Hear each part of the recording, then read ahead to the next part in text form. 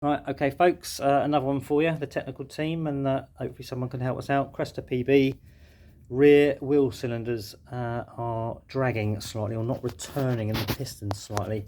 Hopefully we can show you that. In fact, did I put it back, Jack? Hold on a second, just to make sure. Right, if you push it slowly,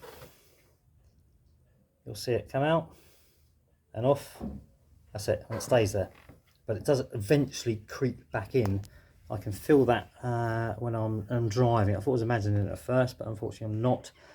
The other side does it. Strange enough, it doesn't seem quite as bad. It seems to go back slightly before this one. The problem which I did have with these, and the only thing that I've done to these brakes is put new repair kits in them. But strange enough, the seals that were supplied for the outer, call it the dust cover one, I couldn't actually use. They were just physically too tight, and if you look on the site, you'll see a video about that as well. It was absolutely crazy. They were just absolutely hopeless. I know it's not the top one catching, because I can press that. That's obviously the handbrake lever, and it goes back no problems whatsoever.